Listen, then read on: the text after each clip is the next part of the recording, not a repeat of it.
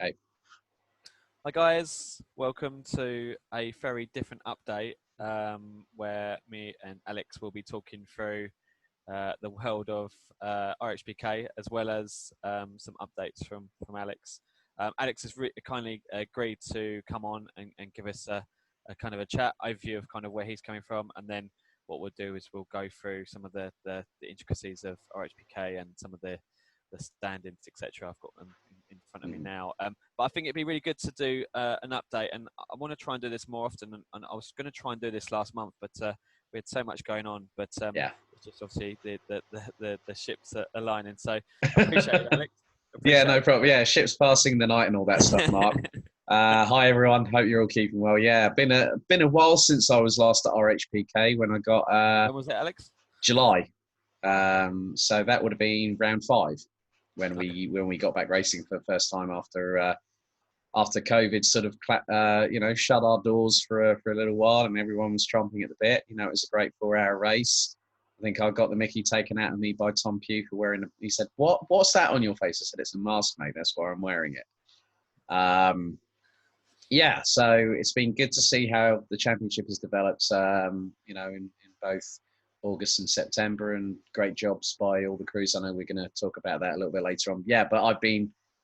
Alex, in terms of COVID, I mean, obviously RHPK got cancelled for a few rounds, etc. How's it been with the rest of the world? I mean, I know you guys cover, you and Chris cover quite a considerable amount of championships, etc. Is it all kind of starting back up now, or? Yeah, it is starting back up. I mean, I managed to get back over to Europe 4 weeks afterwards for the first round of the B&L karting series. Chris has managed to start going back over to Europe. I know that he was at Paul Ricard and had to self-isolate for 14 days. He did the Le Mans virtual 24 hours in Paris, and again, another case where Chris had to self-isolate. Karting has come back big time. I mean, I've managed to be in Belgium. I've managed to go to Germany a couple of times, twice in September. I'm now about to actually go out to Europe for 4 weeks, for a month effectively, as I've got work over in Belgium, Germany and Italy. And obviously with the situation, you do have to sort of adapt to it from that perspective. So we are still racing. There's no spectators allowed. Think of it this way for all of you teams at RHPK, you've got it pretty light in comparison to what we've got over in Europe. The CIK FIA karting paddock, you have to have a mandatory PCR test. And you have to wear a mask. And you have to adhere to social distancing. And you get a temperature check the minute you walk through the door. I mean, this is how, for those wondering about how much I'm taking into consideration the prep that I'm having to do, I pretty much packed my bags already. I hit the DFDS Dunkirk from Dover ferry at 8 o'clock next Thursday morning, and I'm back probably towards the end of the month. This is how prepared I've been. Oh, sorry. 10-cent coin decided to fly its way to me when I brought this down. Ear thermometer. Also, I've got...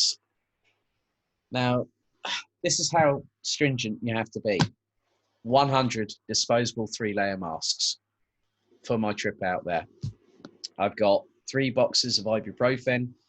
I've got the breathalyzers. I've got both my passports, both my international driving permits, my driving license, my insurance, my V5, my MOT certificate, everything. So you have to be prepared for any eventuality. I also have to fill out the relevant passenger locator forms.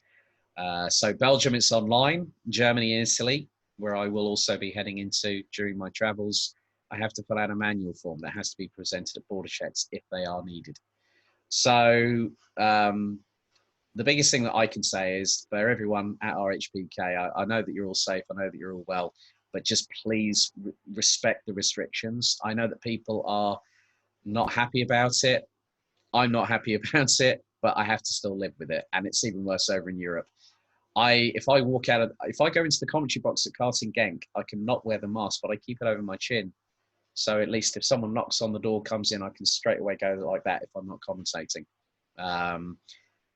If you want to walk around the paddock, that's fine, but you have to wear a mask. If you go in an awning of a team, you have to do exactly the same. So It is quite draconian, but we are still able to keep racing as a result of all these restrictions. I mean, we have to, with the BNL karting series, the municipality of Genk and the mayor of Genk have personally given the green light to the circuit to allow us to host these events. And we're racing at Karting Genk because of the restrictions. Just one track for one championship, a bit like RHPK for Rye House. And Alex, So, are you seeing a definite like upturn in like people like obviously had a 3 month break, etc. Definitely want to get back into it, and you've seen the numbers kind of spike up in terms of like entries, etc. Or yeah. I mean, already, the BNL karting series, we're going to have over 100 competitors next weekend on Thursday and Friday. We had over, I think it was 130 drivers for the first round of the Euro Trophy, the second weekend of August. The BNL karting series on its kickoff 2.0 back in early July, and I wasn't able to attend the event because obviously the restrictions back then. The UK was still making its mind about the travel corridors and the exemption list, and Belgium wasn't, nothing was happening. And then the EU said, yeah, we're going to allow 75 countries the opportunities to travel back into the Schengen state. They had nearly 170 drivers. I mean, one championship, Army Belgium, at the same circuit a few weeks later, had over 180 drivers racing. wow. But the restrictions in terms of what we have to do, we have to fill out a COVID-19 respective form. Drivers are only, if they're underage, like under the age of 18, can't sign legal documentation. They have to bring a mechanic and an additional person over the age of 18 with them. The team managers have to sign the form. All staff have to sign the form, even the marshals that come across to help us out. So we do have quite a lot of restrictions in place, but everything is live streamed. Everything is broadcasted on the internet. So it helps for those watching at home that aren't able to make it, because normally the tribunes and the spectator galleries would be full, and we'd have, people cheering the karters on, the kart drivers on. But it's a very different feeling. But the atmosphere, the camaraderie, the adrenaline pumping through your veins as they go towards the start finish line to go racing, still very much the same as it used to be before COVID. So important, and I mean that's why we do the live kind of feed when we do HPK, because obviously at Kelvin watches, who obviously unfortunately can't make it due to the end of the year now. So yeah, and everyone else in that same position. So we've seen a definite spike in people wanting to watch it, especially who can't make it down, etc. Yeah. I think it's a very good thing because, at the end of the day, we are a community. Not everyone's going to be able to make it for health reasons and obviously the restrictions. So it is what it is. We have to live with this new normal. And I know that people are outspoken on Facebook, particularly members of our community. You will remain nameless, all of you. But I mean, at the end of the day, everyone has a right to their opinion. I will respect it.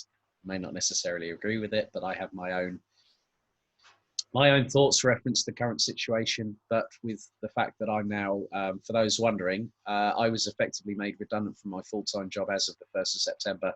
So I am now fully entrenched, feet first, out of the frying pan into the fire, into motorsport completely. So I've had to make changes within my life. The main thing is that I've got a bit more of a quality of life, and I'm going to enjoy being at the circuits a lot more. And, obviously from my side of things, if you guys are wondering, am I going to be back for RHPK for 2020 over the next couple of rounds? The answer is unfortunately no. I've got so much going on in Europe. The calendars have been so compacted. Everyone is trying not to trip over each other at the moment. So what's your calendar for the next 6 months, Alex? Do you want the list as long as both my forearms combined, Mark? Well, I mean, okay. Well, this month I've actually got a calendar list. This is how prepared I have to be nowadays. That I've got the BNL karting series next month when you lot go racing for the penultimate round of the season. 2 weeks later, I'm in Wittgenborn in southern Germany, just south of Frankfurt, for the Rotax Max Germany season finale. I then drive 1,000 kilometers south the following week down to Adria for the third round of the Rotax Max International Trophy. I've then also got 2 weeks after that, I'm back at Belgium for the Euro Trophy finale. The week after that, I might be at Motorsport UK for Jag Engineering for the final round of the Rotax Motorsport UK British Kart Championships. The week after that, B&L Karting Series finale at Genk. I've got so many other things going on at the moment. I'm now doing social media with X-Kart, Team Karting and the Cadet Kart Championship. I'm now working with Axel Laflamme, who's racing the German Electric Kart Championship that's racing this weekend at Wackersdorf. So, as they say, Mark, it never rains, but it pours, especially last year's season finale.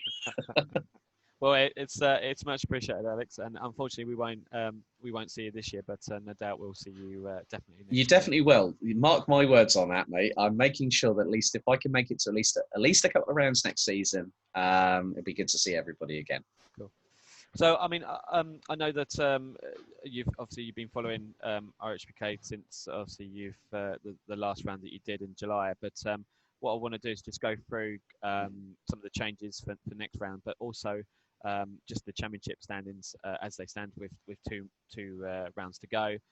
It's slightly consolidated championship this year. Obviously, we're missing 2 rounds. Or three rounds, I think?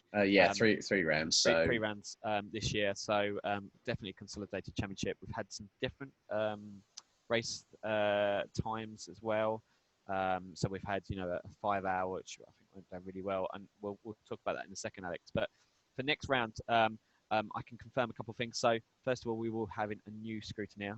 So someone completely different who will be looking in depth into the engine side of things, as well as keeping our current trends with what we've been doing in the pit lane. So that will be a nice breath of fresh air. So I know that we've had some slightly different people this year, and it's due to obviously Kelvin. Kelvin's very, very much involved thus far, and I can't help thank him enough. Behind the scenes, he's been absolutely fantastic. So Kelvin, if you're watching this, big thank you from me and the guys at RHPK. Kelvin has been a real played a real key part into some of the decisions and some of the stuff that we've changed into RHPK this year and last. So a big thank you, and I've been speaking to him quite frequently throughout this year. So Kelvin's had to self-isolate, obviously given the current situation. So he won't be back until further notice at this moment in time. But he will be playing, and he's playing a big part of the championship so far. So it's much appreciated. The same format, and I've had quite a few messages over the last couple of weeks from the last round, and I think the formats change has been really well received. It's not something that we're going to do for the next couple of rounds. Obviously, the rounds have been set, so it's the additional 4 hours for both, and I don't want to change them any further than we have, because obviously we've announced what we did at the start of the year. And the reason for that, guys, is it's having a balance, and Alex probably know exactly what I'm talking about here. It's having the balance of where people want change, but obviously keeping it quite consistent. And there's always a danger of kind of watering down a series or overcomplicating it. And and the feedback we had last year was a good mix of keeping it to what we currently do, because it works true format, but with a difference. And I believe we've done that this year. Unfortunately, we didn't have the 4.5 hour. But Alex, well, let's talk about the 5 hour. So I was really shocked this year because I thought that the 4.5 would be the highlight. Obviously, we didn't have it, but I thought that most people would go for a 2-stop on a 4.5. Now, I think the 5 hour, in probably hindsight, would probably be the one to watch for, because we had a number of teams doing a 2-stop strategy, which is obviously the minimum number of pit stops you can do, and making it work. I didn't see anyone run out of fuel on that race, and it just amazed me with the speed, especially the speed of this year and last year, etc. I was expecting more people to run out of fuel. Yeah, I mean, we've seen it in previous 4-hour races, Mark, just from my sort of perspective from the commentary box. I've seen drivers doing 1 hour, 20-minute stints. So, when you think about it, you times that by 4, you effectively get just over 5 hours. So teams, if they fill that kart to the max, could run up anything up to 90 minutes on one stint. But the biggest problem with that, okay, it's going to mean that you're going to be in the pits less. If you can get like a 1 minute 50 1 minute 50-second pit stop lap time, that's brilliant. Filling it, getting the weights out. I've seen some brilliant, round 4 in July, round 5 in July. I saw some cracking pit stops. I was seeing like 146s, 150s, where they were fueling the car, getting the driver in, and I think the double pull at the same time, if you can nail that, that's got to be, and that's with some dexterity and also upper body strength from the person that does that, to get the double pull on both 200cc engines at the same time, and the driver goes out. If you can nail that pit stop on a 5-hour enduro race, you've got it made. But I'm thinking probably the optimum strategy would be between 3 to 4 pit stops, because if you run a little bit lighter, the drivers can then decide if who's going to go in first. You're going to put in your fastest driver, you save them from qualifying, put them in for the first stint of the race. You can work on so many different strategies, it's ridiculous, and that's even longer than the list of what I'm doing for the next couple of months. But I think really 3 to 4 stops, I would say, is probably the optimum strategy, because first of all, you don't want to push the driver too hard. But second of all, you want to make sure you've got enough fuel. So you've got that reserve. You've got to mitigate for that contingency. If one of the engines starts struggling, it's going to possibly, rather than put more fuel in, it might put more air in. So there might be an opportunity for the other engine to breathe, and the driver can then get in and they can sort out the technical problem. So there's a different way in which you approach a 5-hour race. I think well, we saw HRS and Spectre doing the 2 stops from a super perspective, and I think Spectre really pulled it off well. Obviously, you've got a heavy reliance on long stints, and I think a couple of the guys did a double stint there. So you've got to be mighty fit, especially around Rye House, etc. But I was surprised how much it added to the race, and it was really good. And I don't think at one point there was any letdown and that kind of stuff. But to your point, though, Alex, it is so critical for pit stops. I mean, to make 10 seconds up on the track against 2 evenly patched teams, can be 45 minutes, maybe an hour. And then to kind of give that away in the pits within, another 10 seconds in the pits, it's just a real shame. So I think if there's any kind of teachings or any advice for new teams, especially, is just work on those pit stops. Definitely, because that's where the time can really be lost. I mean, we have seen it before where there's been incidents on track that have caused teams to bring their car into the pits. Let's say, for instance, where I've seen it before, where incidents have happened, like say going through stadium, going through into pylons, someone gets spat at as a result of said incident. They end up having issues with the track rods. Maybe the back axle has got a little bit of a bend between both wheels. So straight away, you've then got a massive bit of work on your hands, and it's not easy. I think one of the other biggest things, though, Mark, I remember that race where we had where Ben Bishop joined me in the commentary box for the final race of 2019, and he said, "I think that rain's coming in 10 minutes." That rain came within 60 seconds of him saying that, and we had literally every single team in the pit lane. So the weather, the weather is another contributing factor. Now we're getting into autumn. We've seen it before, mate. It's one of those things that it's not just about the long stints. It's not just about the the mental and physical application from the drivers, but it's also about looking at the weather. Now, we're all relying on our smartphones these days, and apart from myself, when I really I take a little glance at it and as a commentator, you don't really want to look at it too much, because if you say too much about the weather, you're the one that really gets the blame for it. So I plead the fifth on the weather. But that's another factor. They do say that bad things do come in threes, and normally it does with the weather. Well, we saw, a few years back, we saw Team Jam. I don't know if some of the older members will remember Team Jam, but they made the right decision, and they were pretty much midfield at the time and banged straight in at the right time. They made the right pit stop and the right call and tyres straight away, and they ended up, I think, second or second place overall, which is fantastic to see. And that's such a big factor as well. It's like I say, especially with the last couple of rounds, it could go either way, especially with weather. And especially the weather we've had over the last few days, we've seen a huge change in the rainfall. So That is a big aspect of RHPK, and I do like that. And we got quite criticised for keeping wets on.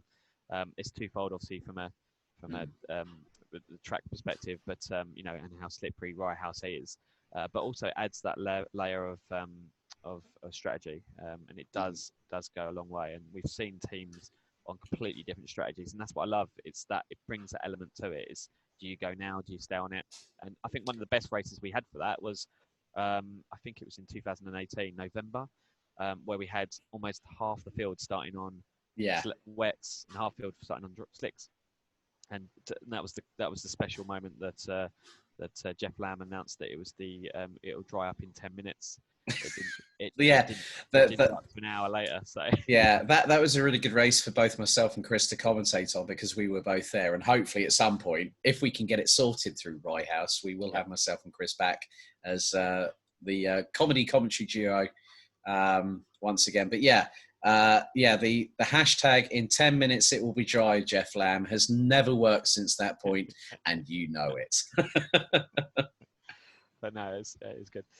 So let's just concentrate on the standards at the moment. So going in with 2 rounds left, and we'll touch on Clubman first.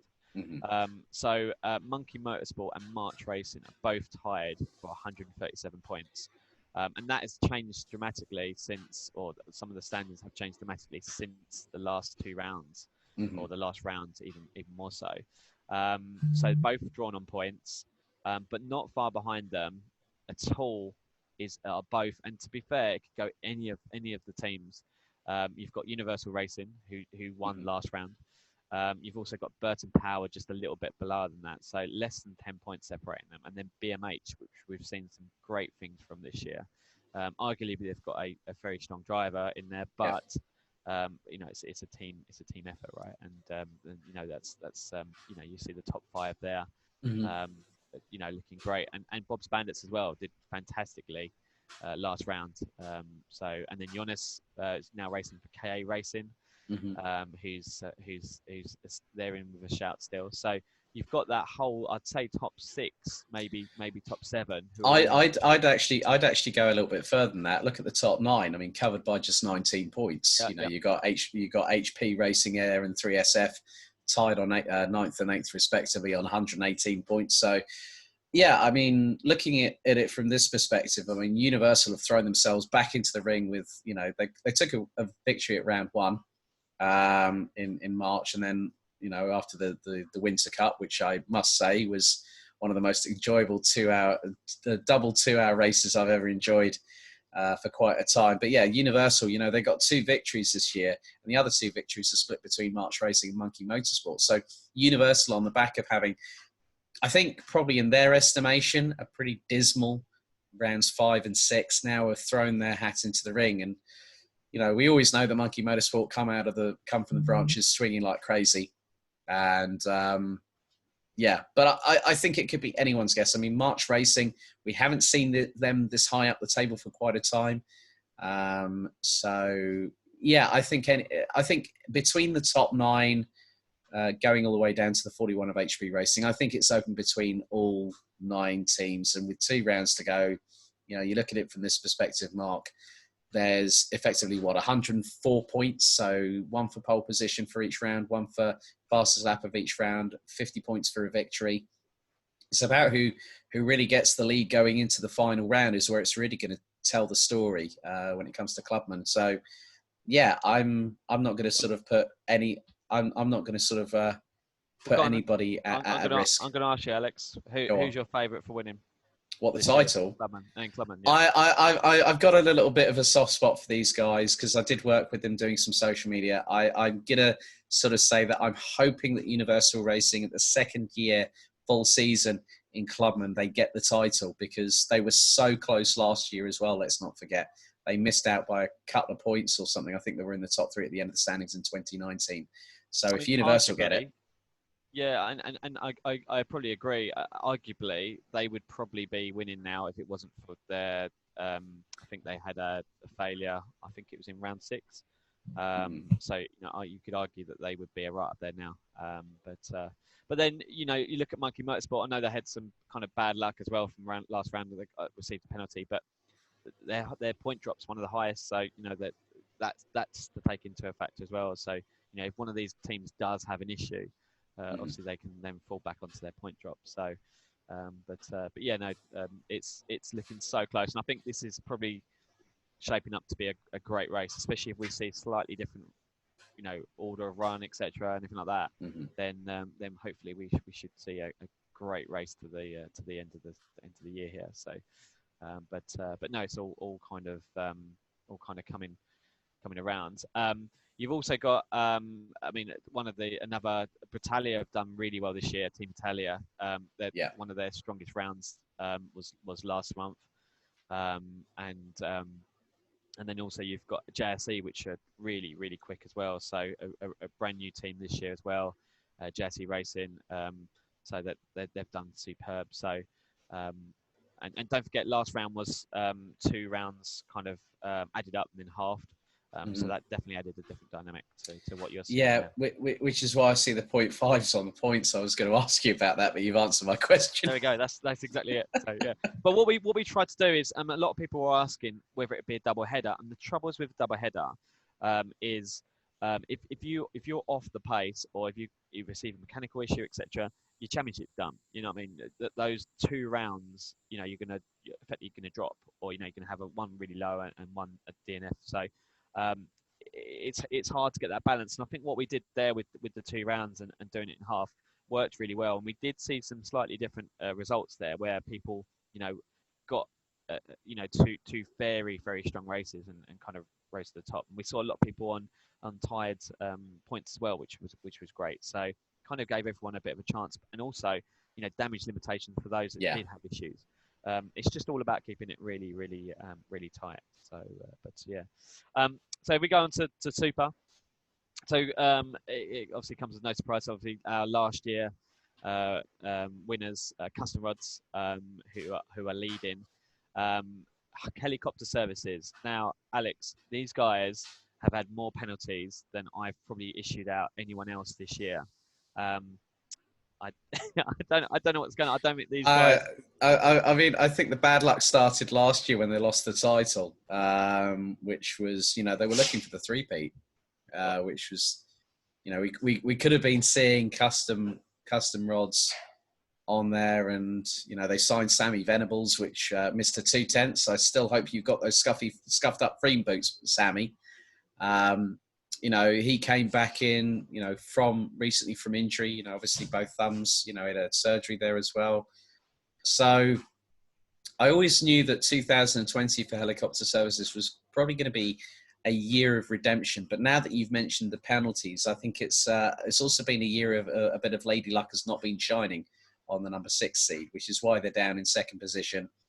7.5 points, 6.5 points behind Custom Rods. I mean, for me, the last 2 rounds have been incredible in terms of racecraft, race pace. I mean, some of these guys have been, literally a tenth throughout the whole stint. And it's been fantastic to watch. Round 6 for me was an incredible race.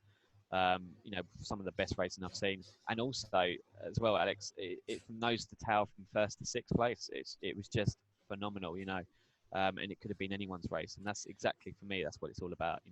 Yeah, I mean, we saw that at round 5. We had the likes of Custom, Helicopter, GKD, and Spectre literally battling for 45 minutes strong. And if I'm honest, out of all the RHPK races I've commentated on, round 5 this year, hands down, with that top 4 battle, was something I'll never forget. I can't even...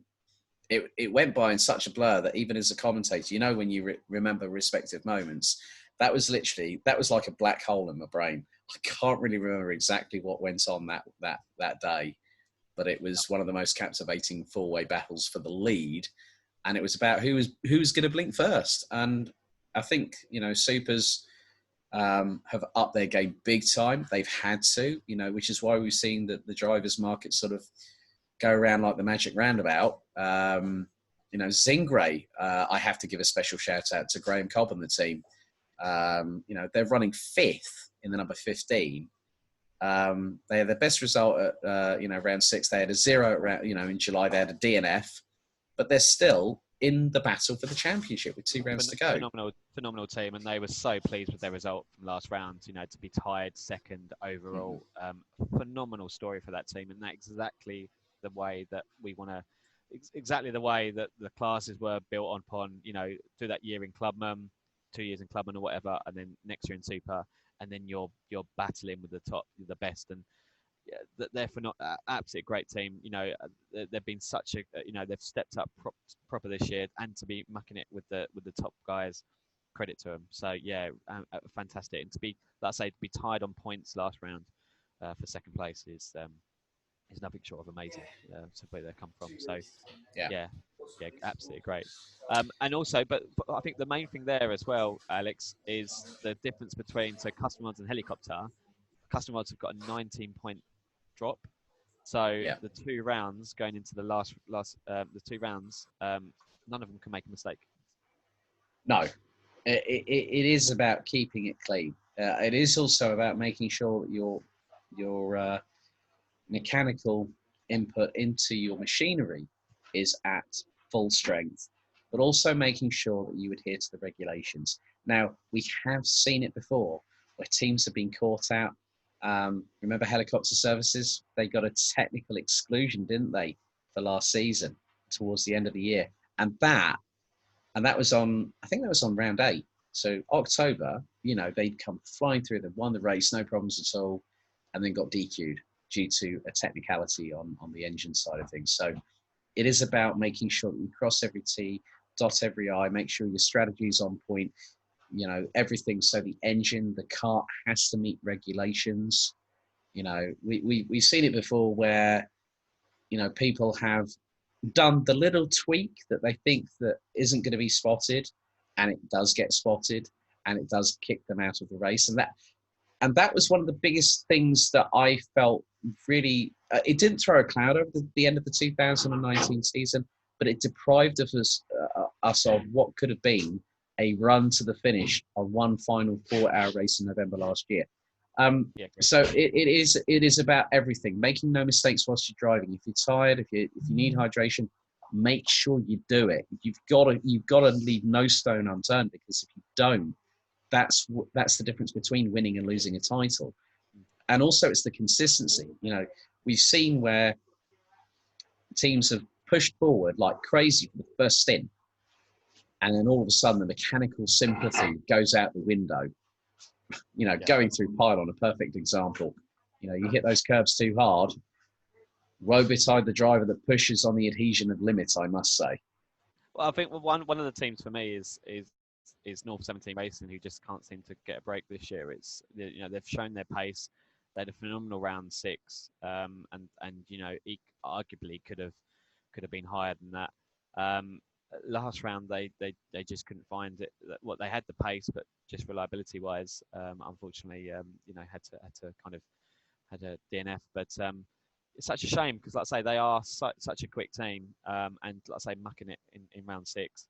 But just can't seem to get a break. But for me, the one to watch, and especially if some of the top 2 kind of I wouldn't say not necessarily have a DNF, but someone in the background you've got to watch is GKD and Spectre, because obviously Spectre have had a fantastic year when they won, and GKD Racing, who haven't won yet, obviously very, very quick, and arguably were probably one of the very few teams that could probably mix it last year until the Custom Mods dominating. I think it's got a lot closer this year, so a lot of teams are now back on that kind of pace, caught up. But I think either one of those 2 could especially leapfrog, especially after a very messy round. Yeah, I think you've got to look at the bottom end of the top 6. You've got to look at Zingray, and you've got to look at the number 5 of Cerebrus Racing. They've been pretty close in terms of their consistency. And if I see both teams in the top 5, I think that will be really, really good for the pair of them, because these are quite new teams in RHPK. From members that have joined us through different teams. yeah, I think GKD and Spectre are the two to really watch. But in terms of maybe leapfrogging over helicopter and custom if both teams get it wrong. But I think we're going to be treated to two final rounds of epic proportions here, Mark. And I'm not going to pick a winner for this because I just want to see what happens. I want to see the fallout. I want to see. I'm not letting you do that. Yeah. I'm not letting you do that, Alex. You've got to pick a winner. No. I picked one winner. Okay. Okay. I'm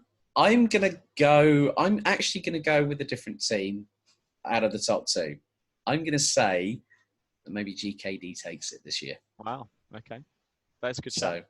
That's a good shout. Yeah. It's difficult. I mean, I'll give you three that I think. GKD is my pick, but out of the top three, I would say GKD.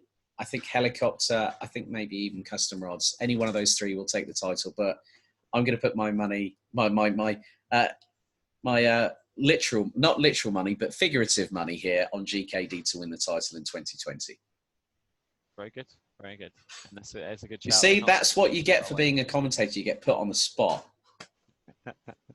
You wouldn't have it any other way. I know. That's a good shout, and they're not far away at all. Probably, I'm going to say between Custom Rods and Helicopter. I would like to see Helicopter win, given that they've had a horrendous year. But I think my gut instinct is saying Custom Rods. Yeah. So I know they've had they've over the last year they've had a flawless kart. The kart to beat, three fantastic drivers.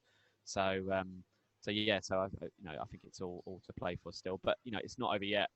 Everything's still so close on points, and it's going to go down to the wire, no doubt. So. Oh, definitely. Yeah. It always does in Super. We never get disappointed in that respect, Mark. You know that. Yeah, indeed. Last thing I want to touch on, Alex, and before we go, because obviously we've gone on for some time now, so I appreciate you watching, listening, or whatever.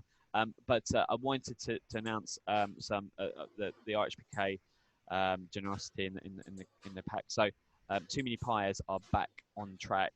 They suffered a chassis failure last round. Had a big issue with their chassis. They got donated. Fantastic, Alex. Donated a chassis from one of our teams, Neil Foley, who donated a spare chassis that he had to them, which they've built up, and they were back on track. How fantastic is that? That's really good to see. I mean, I have to give a shout out to the Jordan Honda tribute band. Really good to see them. I mean, I'm really pleased for Gary, Jordan, and the entire team of Too Many Pies for running in the top 15 in Clubman. And I still remember the first time I commentated on that team. Every time Gary heard Too Many Pies being shouted out on the tannoy by me, both hands were off the wheel. Gary, you don't do that on track anymore. That's really, really good. I'm glad to see that your driving style has improved over the years. But yeah, it's nice to see the generosity of the teams within RHPK. I mean, what was it? I still remember the first ever time when Chris said, "Do you want to do RHPK? You'll be on your Todd. It's a 4-hour enduro, but you'll have a blast." To see the generosity that, like saying people being handed an engine, let them say, "No worries, use it for the race, give it back to us afterwards." Like someone saying, "I need an engine," and that's within 60 seconds of someone asking for an engine. It just shows how good the community has been. I still remember the Sausage Saturdays. Back in the day, that was my first real understanding of the culture of RHPK, and to see that, okay, things have changed over the years, but the camaraderie at RHPK is always the same. No one's got a bad word to say. Everyone has a giggle. Everyone, ribs each other a bit here and there, but it's all in good jest. Yeah, agreed, and I think that was amplified during the COVID break that we had. A lot of people were, in self-isolation and hadn't come out for some time. So, just that month, that day a month, sorry, each, that day that we can just get racing, etc.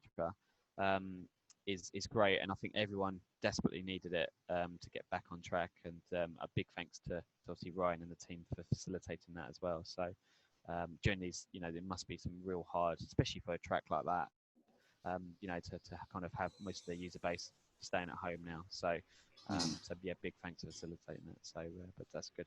But yeah, so I mean, big thanks, Alex. I want to try and do a little bit more of these, and maybe we'll try to introduce team members and try and get them to talk, and that'd be really good. So we can... Yeah, I think that'd be a good idea. I think at the end of the day, I have to give kudos to everybody for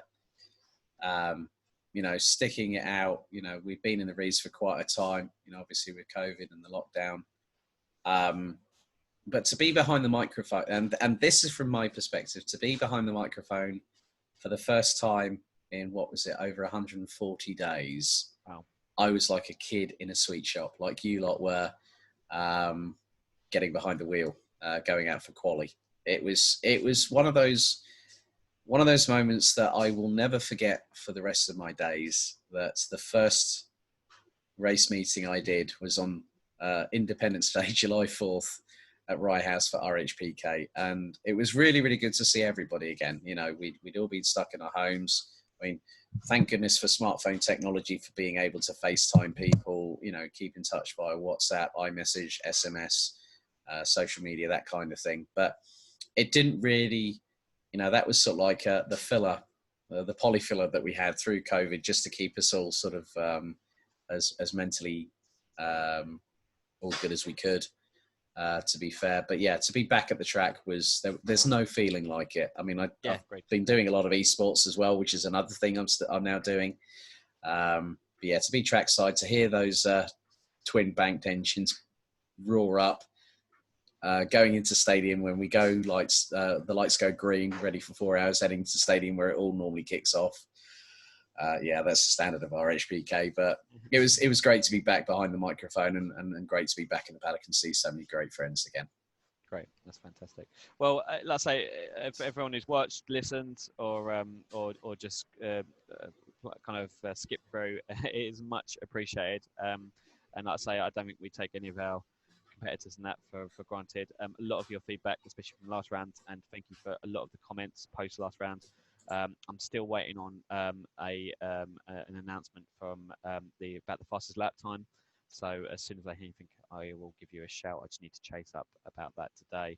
But it is much appreciated, and we will all see you next round for round 8, I believe, at RHPK. So thanks, guys, and big thank you to Alex, who's taken some time off today to facilitate this chat, and I think it's been really good.